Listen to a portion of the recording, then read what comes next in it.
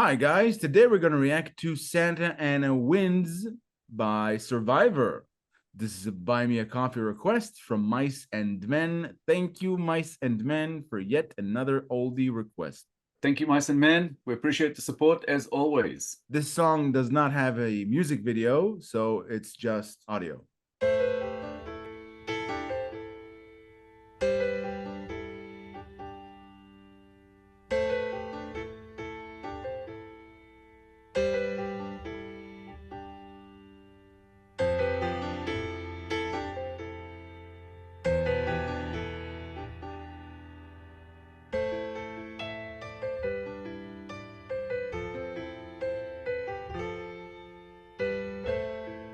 When the wind decides that it's time to ride, to spread a little hell through the heartland.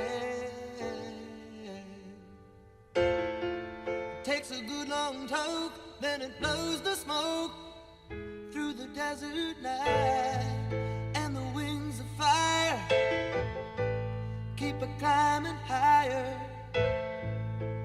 Flames cutting hard through the homeland. Takes a mighty strong will to strip the chill from the desert night.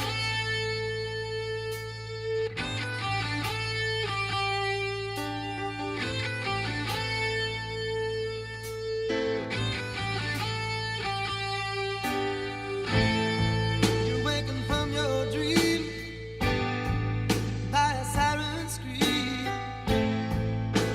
trapped by the walls that surround you. Then it's will to will, and you wonder still, can you struggle free in 1,000 ways when you turn the phrase? The wind's like the love of a woman.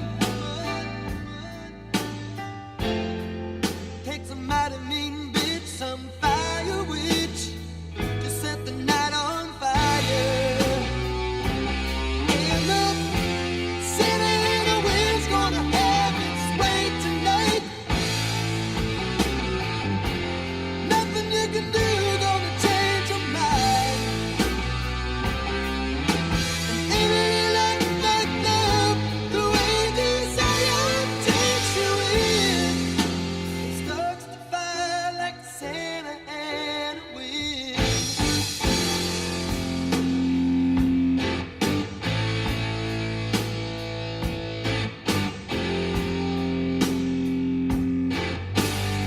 I love how Mice and Men seems to know the code to hack us.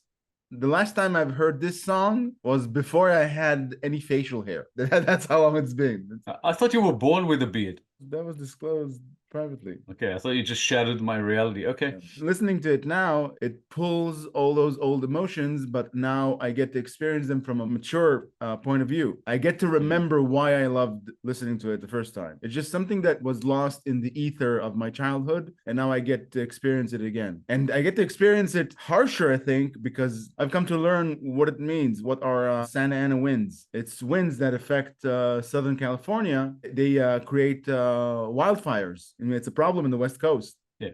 Desert winds. Yeah.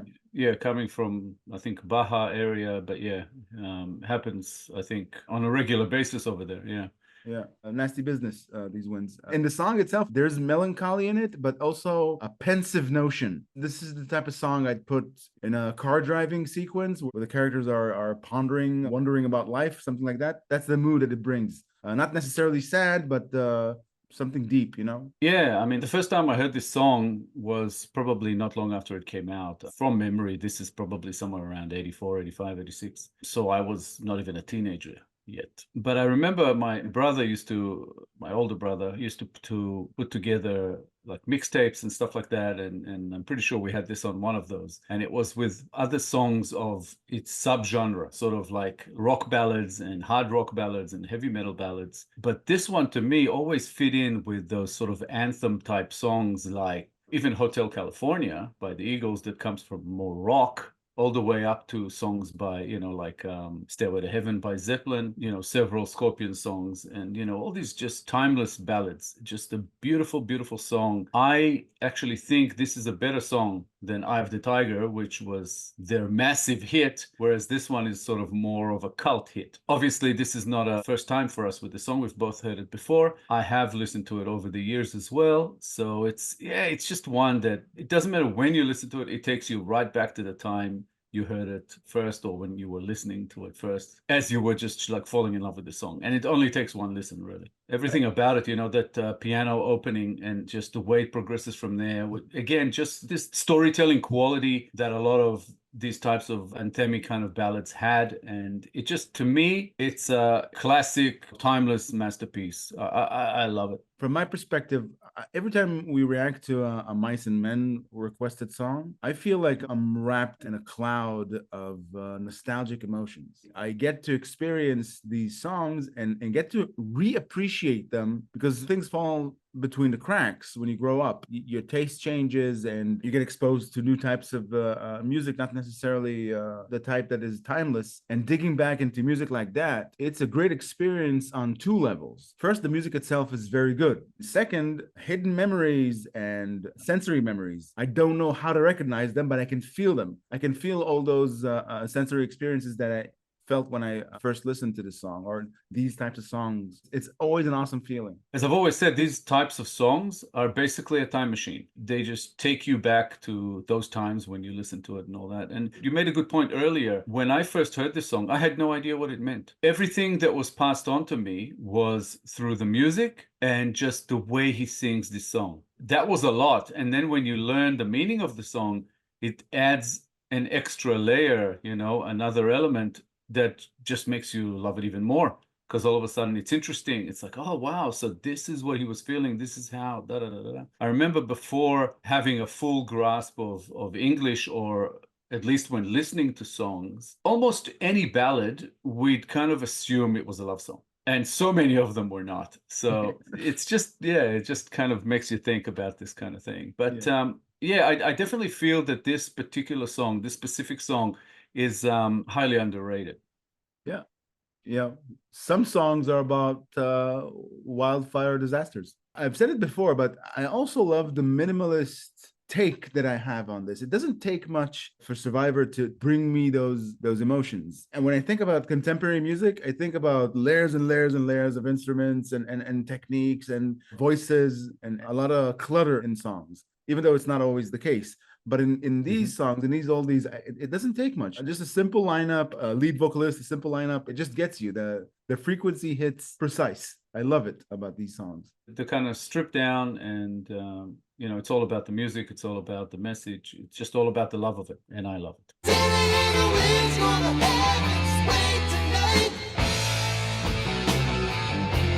Nothing you can do gonna change your mind.